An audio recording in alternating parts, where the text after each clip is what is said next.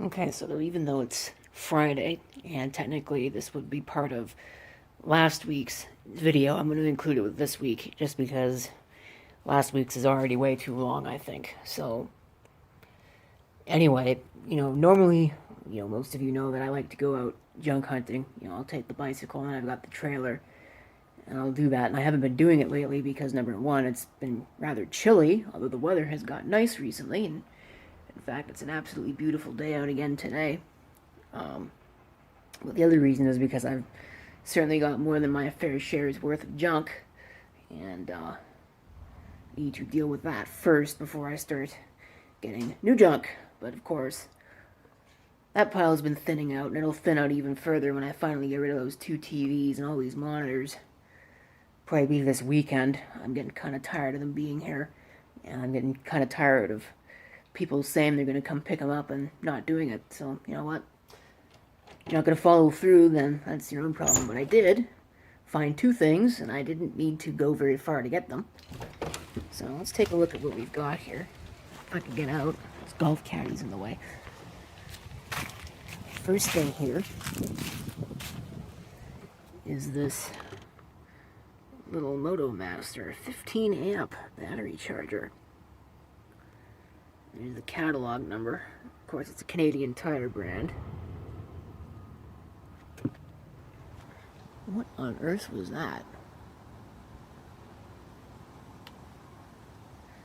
Sounded like an explosion. I don't see anything. Well, anyway. Complete distraction. I don't remember where I was. Probably something about a Canadian Tire brand. Age, I'm not really sure. Although, that right there, the colorful stuff, that kind of dates it to the 80s, at least in my mind. 80s or 90s, something like that. It might even be a little bit older. There's a gauge. I don't know if it works. I don't know if anything really, any of this really works. And I'm going to be perfectly honest with you before I even dare to try and use it. Number one, I'm going to take it apart because it's not in the best physical condition. But number two, these clips are being replaced, and I'm going to replace these wires because, it says 15 amp, and there's no way you're going to get 15 amps running through this ditzy little wiring. So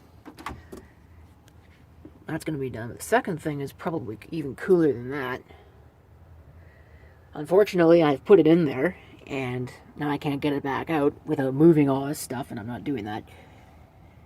I don't know a whole lot about it, other than the fact that it's a Hoover Elite 200 that would have been manufactured between 1988 and 1992, I believe.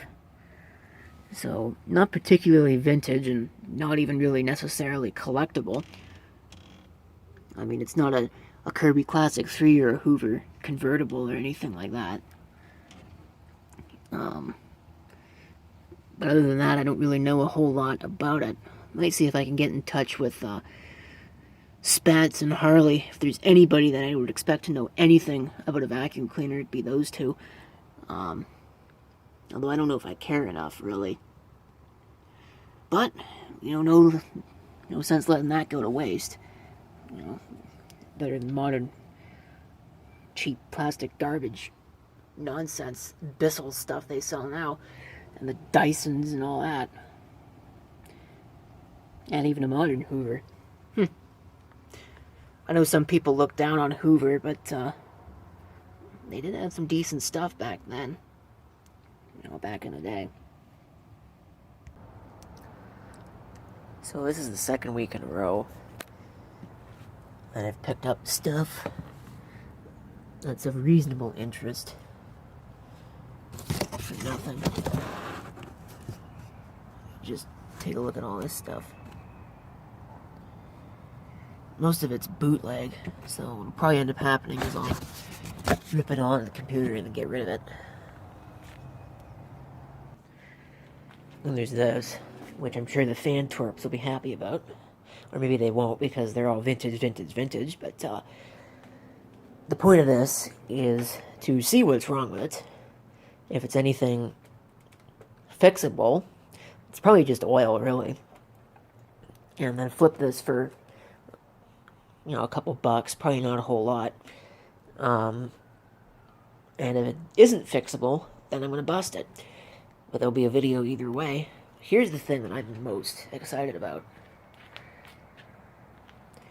Yes, this. This was on the side of the road. It looks like it's been to Venus and back. And it's collected enough dust to build its own galaxy out of, but it's a Z-77, so that's a Sandy Bridge platform? I think Ivy Bridge uses the same. It's not exactly new, so, and kind of given how modern it really is, 'cause it's got USB 3.0 and all that, I'm pretty sure it's got a problem. That's nice. Yeah, look at all the dirt on this. Did anybody ever clean this? Probably not. They didn't leave me the hard drive, but they did leave me a couple of rails for a drive, so that was cool of them.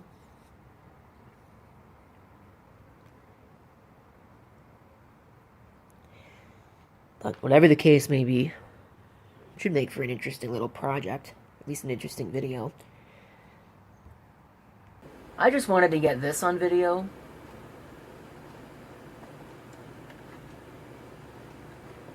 That is amazing. There's a CD in that drive right now that is apparently having quite a few problems importing.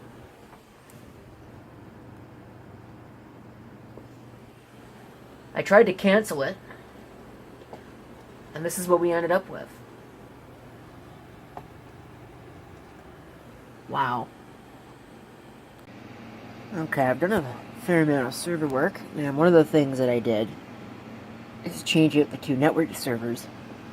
And what that meant is that my CARP interfaces, the last two, where I used to be able to just have a cable go between the two, that doesn't work. They just say that there's no carrier at all. So I had to get a switch, and that's a gigabit switch going to 10100 networks. It's kind of a waste of a switch, and I'd like to use that for other things. Maybe to try and start cleaning up some of this spaghetti mess, which I'll probably work on now, in fact. However, I'm going to need a switch.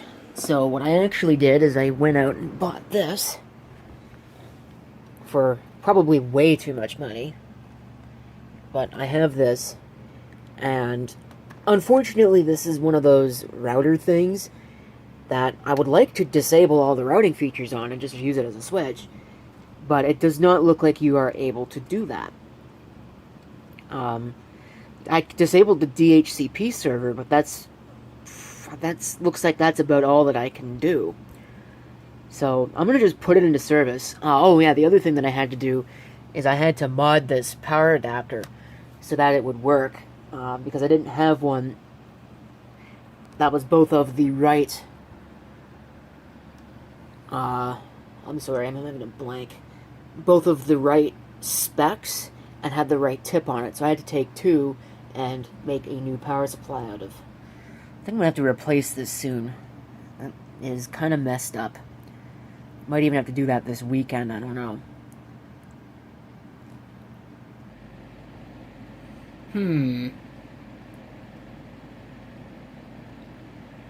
Something tells me there's something wrong with that mouse.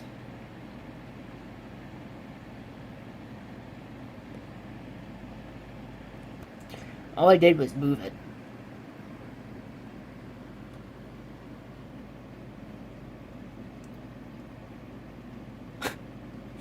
That's really funny.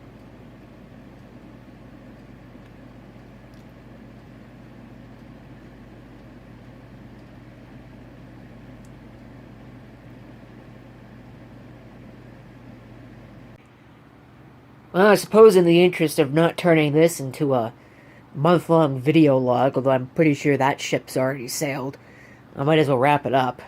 I'm working on this today. 486, but I've pretty much got it about as far as I can take it. I'm going to have to deal with that soldered down Odin. It's basically a clone of a Dallas DS12887A.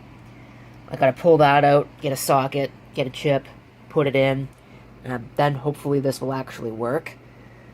But it does some really goofy stuff. Number one is that it loses its settings across a warm reboot, which I guess isn't that unexpected. But it also will not boot to the floppy drive unless I have it out of turbo mode, so that's kind of odd. Of course, that's going to be the next vintage computer to work on. But now there's still a lot more. Not anywhere close to being done. Some of them probably won't get videos because they've already got plenty of videos, but some of them certainly will. I need to power that on and actually see if it even works, if it survived its trip here, because I haven't yet. In any event, lots of things to do. I've already got my video, all the videos that are going to be done this year. I've got them all lined up and finished. I just need to render them and upload them. Now, that's going to take a while because this computer down here, which I've been rendering all the standard def stuff on, has been unreliable since I switched into this case. So I think I'm going to have to change all the RAM in that. And if that doesn't work, then I don't know what to do. But progress is being made nonetheless. I also need to make a video of that, because I have never made a video of this. Things to do, not enough time to do any of them. I guess while I'm here, I might as well plug all these additional channels of mine, just because I've made the decision that uploading everything to this one channel is not really a viable solution. Doesn't really matter where I upload these videos, they all never end up getting views anyway. So if we come over here, this one, self-explanatory, probably means I should upload a video to it because it's been a while, but maybe it'll come, maybe it won't. Again, this is pretty self-explanatory. I ought to change this because it's not really much of a personal vlog channel anymore, as more of it is uploading lost videotapes from cameras I've purchased, things like that. This one should also be pretty self-explanatory.